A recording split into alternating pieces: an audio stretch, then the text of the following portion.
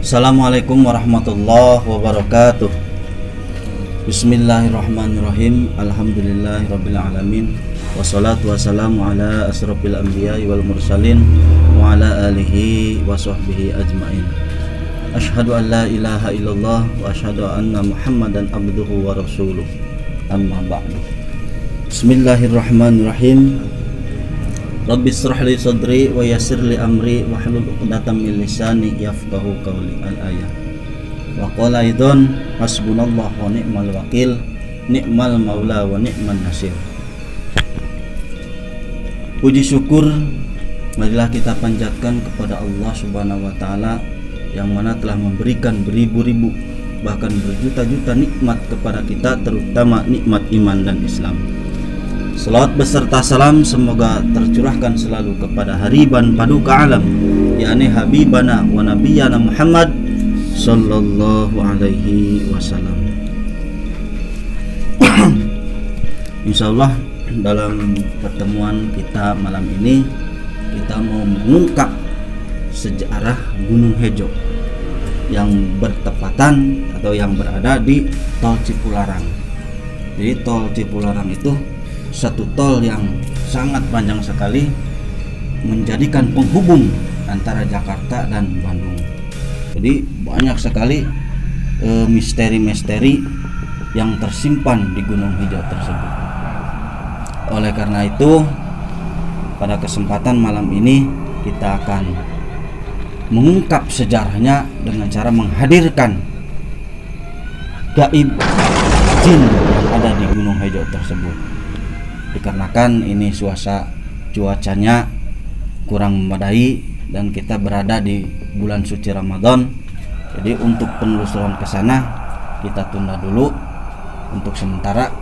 Berhubung banyak requestan yang penasaran akan misteri yang tersimpan di Gunung Hejo tersebut, kita akan tarik jin yang ada di sana. Yang mana Gunung Hejo ini berada di KM berapa? Di KM 97. Kita akan sedikit berbincang dulu dengan kesepuhan.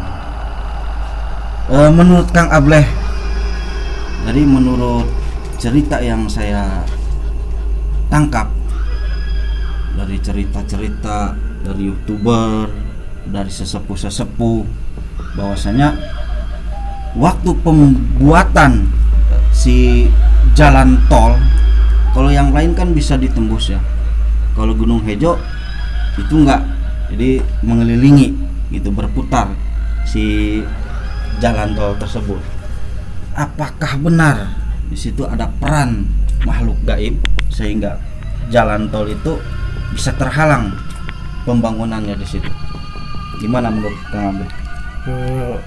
Waktu pembuatan jalan tol itu antara penghubung Bandung, Jakarta dan Cikampek itu emang sangat sulit sekali, karena tahu sendiri, mungkin semua tahu yang dinamakan Gunung Hejo itu seperti apa dan ada apa di situ.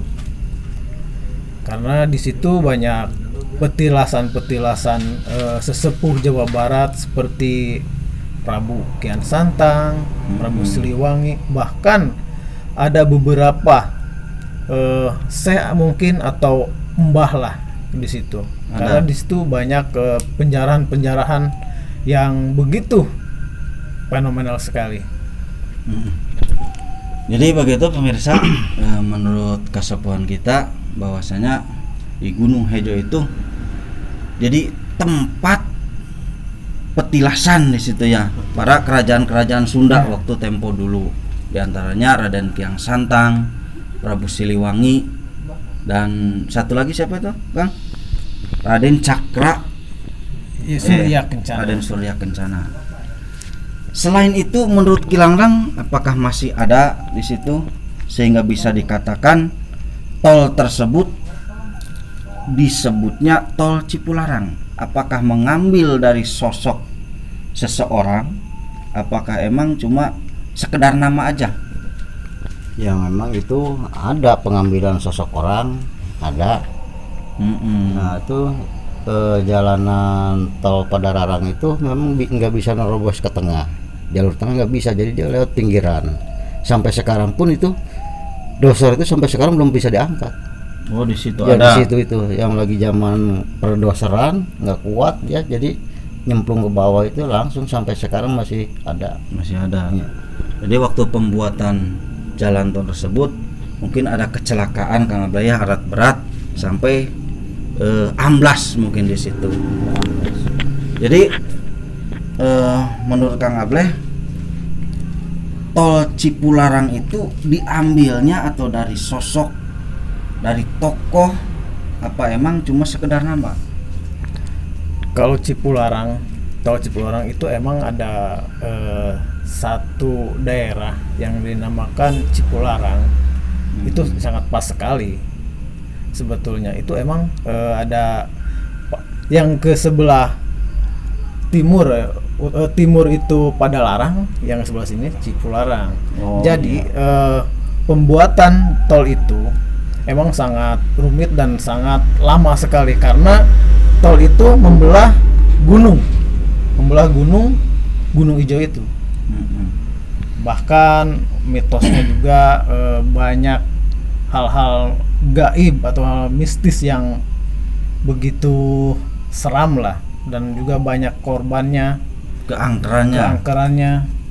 Banyak kendaraan alat berat yang nggak bisa jalan waktu pembuatan itu. Jadi begitu pemirsa, di tol Cipularang tersebut, khususnya di Gunung Hejo, banyak sekali menyimpan hal-hal mistis. Saya dengar Kang Ableh, di situ ada sesosok jin. Nama jin tersebut udah terkenal banget katanya. Benar di situ ada sosok jin itu. Menurut mitos seperti itu. Itu ada salah satu jin yang dinamakan rajanya jin mungkin. Rajanya jin. Ya, rajanya jin. Dia emang penunggu Gunung Ijo. Wilayah di situ dia yang menguasainya. Kira-kira siapa itu? Tahu nggak itu namanya jin apa itu? Mungkin kalau untuk ini kita kan takutnya ngomong bohong nih. Kita akan mengundang dari tim Alam Halusinasi, kita medium saja biar lebih inilah, jangan lebih sampai jelas, ya. Omongan saya itu namanya, jangan sampai seperti itu. Kita medium ke tim Alam Halusinasi. Jadi kita akan tarik Iya, si sosok jin siapa yang namanya ada di situ. Jadi begitu pemirsa, kita akan mengadakan proses mediumisasi. Kita akan tarik sesosok jin yang sangat fenomenal. Jin tersebut bisa dilakukan, Kang Ableh, sebelah mana? Ayo, proses mediumnya silakan. Kita akan mengadakan proses medium bersama Akarya. Kita akan mencoba menarik sesosok jin yang ada di sana.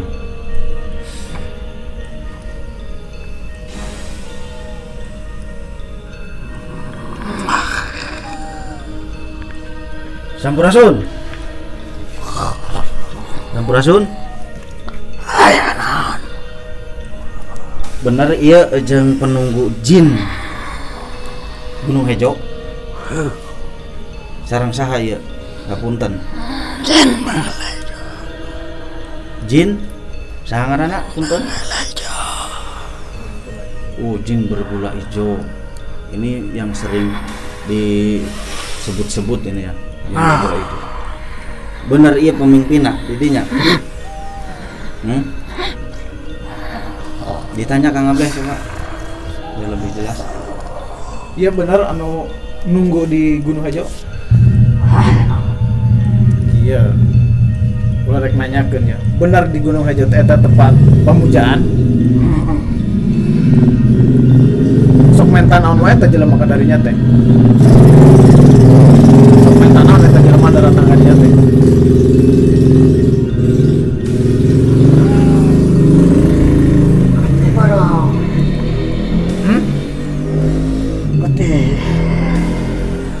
Sok menta naon? Sok menta naon datang ka dinya ka Gunung Hejo teh. Sok menta bunghar cenah kadinya modelanna. Sok dibere naon teh. Kalangin mana pada Jadi hayang minum getih lah di baret teh gitu. Oh, jadi dia mengatakan pemirsa kalau yang datang ke situ minta yang minuman warna merah. Jadi identik dengan darah mungkin ya, kayak gitu. Apakah dia meminta tumbal atau gimana? Berarti loba meureun jelema ka jelema minta meureunnya. Hah? Loba teh jelema nu minta kadinya. Kabeh sajagat ieu kadaina. Oh, gitu. Berhasilanana kumaha tah penghasilanana? Aya nu berhasil. Loba. Jadi berarti ngawadal mereka kadinya mah. Jadi si sosok jin Ngawadal sabaraha tahun sekali. Panas ieu. Mau ka dikeluarkeun can dibejakeun kabeh mah. cok santai ieu mah rek minta Santai, informasi minta doang. informasi doang. Kayak orang rek ditu ke suatu saat yang vlog ka ditu. Ieu mah bulan Ramadan atuh. Manggil. Aya diobroleun. Bener ya anu ngageget di Gunung Hejo. Arana saha? Jadi ngaranna teh Sate tadi Pak jin bergola hijau. Jin bergola hijau. Jadi bisa dikatakan ini pemimpin di Gunung Hejo. Jadi benar pemirsa, bukan sekedar mitos bahwasanya tempat tersebut banyak orang yang menyalahgunakan. Intinya tempat itu tadinya petilasan, cuma berhubung orang-orang yang keimanannya tipis, bisa dikatakan di tempat sana dia menjual iman. Jadi musyrik hukumnya, dia datang ke sana meminta kepada jin yang di sana dijadikan sarana sebagai pemujaan, bisa dikatakan gitu. Selain jin eta, selain abah, naon deui dirinya teh? Loba jenis naon-naon. Hah? Selasa tidinya anak buahna. Aya kunti.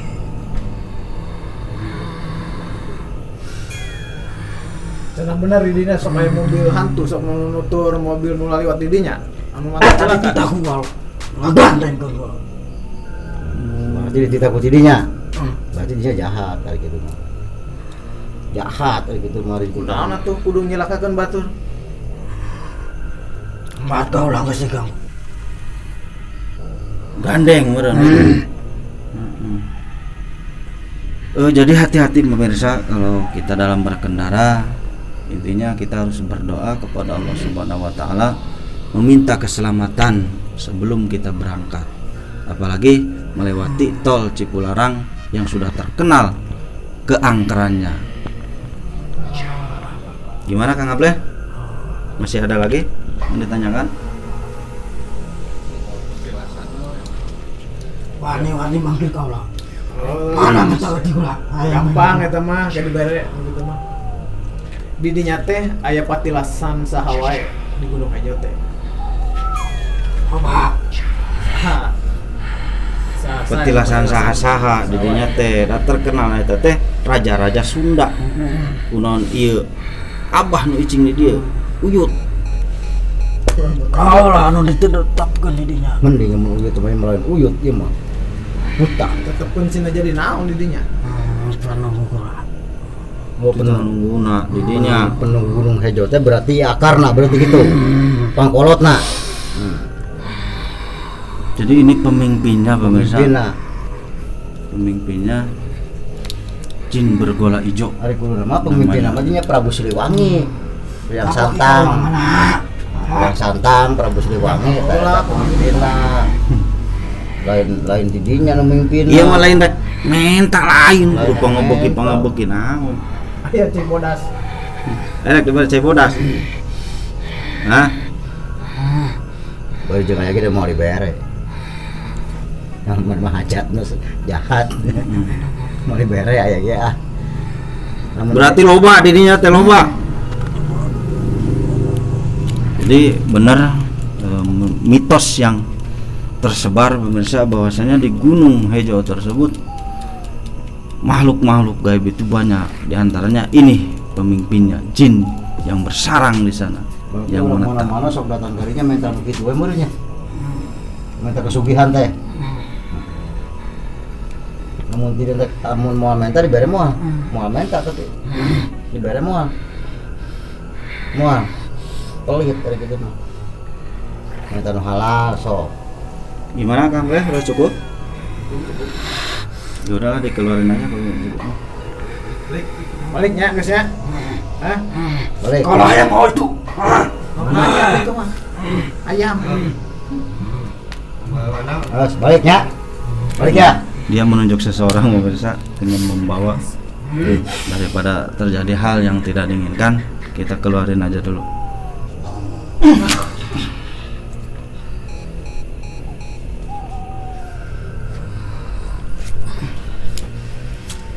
Kita cai.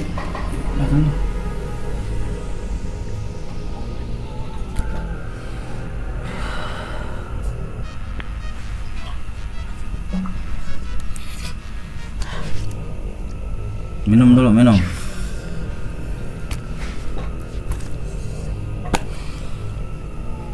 Minum dulu biar segar sama. Jahat banget kayak yang aduh.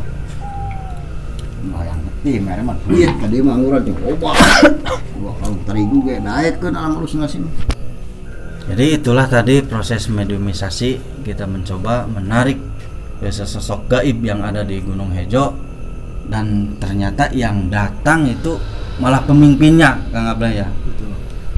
Jadi kita sudah sedikit bisa menggali informasi bahwasanya asalnya Gunung Hejo tersebut merupakan sebuah petilasan. Jadi tempat perkumpulannya raja-raja Sunda, seperti yang sudah kita bahas tadi, bahwasanya di situ ada Raden Kiang Santang, Prabu Siliwangi, dan Raden Surya Kencana di seluruh petilasannya. Cuma di tangan-tangan orang yang tidak bertanggung jawab, tempat tersebut dijadikan sebagai tempat pemujaan gitu ya. Jadi disalahgunakan intinya. Minta-minta yang enggak lah. Jadi meminta yang di luar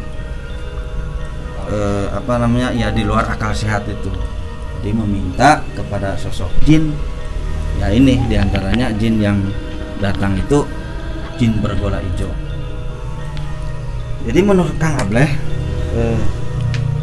emang benar jin itu, misalkan ada orang datang ke situ, si jin bergola hijau yang ngasih kekayaan atau gimana menurut Kang Ableh? Untuk perjalanan yang seperti itu, yang di luar logika, yang seperti minta-minta yang lain lah, seperti minta kekayaan, minta segala macam yang tidak diinikan oleh agama lah, itulah dia yang ngasihnya. Begitu juga kalau memang orang yang mau ke situ ingin sukses, ingin kaya atau ingin uang lah intinya, tapi harus pakai persyaratan seperti itu. Persyaratan itu. Iya. Jadi tadi kan Kilanglang meminta minuman yang berwarna merah, bisa dikatakan identiknya dengan darah ya. Apakah bisa seseorang dijadiin tumbal atau gimana? Ya memang itu memang ada tersangkutannya sama dia, itu doyannya darah. Sebenarnya itu bukan jinnya yang mau ngasih kekayaan, itu sifat orangnya yang udah musyrik. Ya, Tambah orangnya itu masuk ke situ, dia punya anak atau 3 atau tapi 2. Di sananya itu udah dicadangan ikan mas yang kecil atau yang besar. Kalau kata jinnya itu pilih yang besar, ya udah dimakan sama dia. Yang orangnya pulang ya anak itu nggak ada. Yang besar itu. Yang besar itu. Jadi bisa dikatakan Ya, bisa ada dikatakan. simbolis. Iya, bisa simbolis dikatakan, itu bisa dari dikatakan ikan. itu darah gitu. Bisa dikatakan kan itu darah. Iya. Pilih orang yang tidak diinginkan dia masuk ke situ. Jadi pemirsa, kita bisa mengambil hikmah dari peristiwa atau dari keadaan yang sekarang ini, bahwasanya Allah berfirman dalam Al-Quran, hasbunallah wa ni'mal wakil, ni'mal maula wa ni'man nasir. Jadi sebaik-baik cukuplah Allah sebagai penolong, dan Allah lah sebaik-baik perlindungan.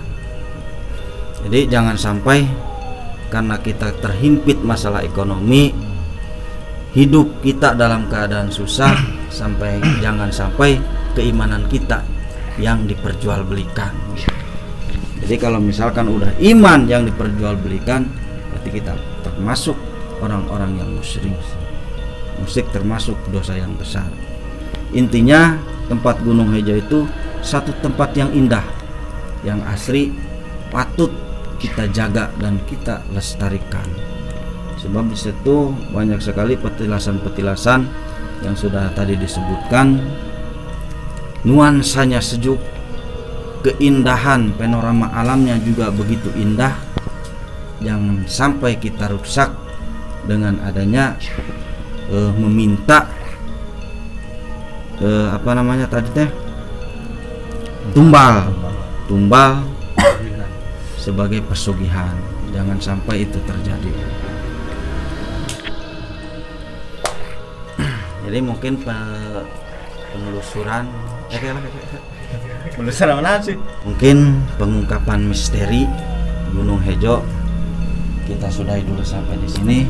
Cuma sebelum kita pamit undur, saya meminta pesan-pesannya kepada Kang Ableh untuk pemirsa yang di luar sana.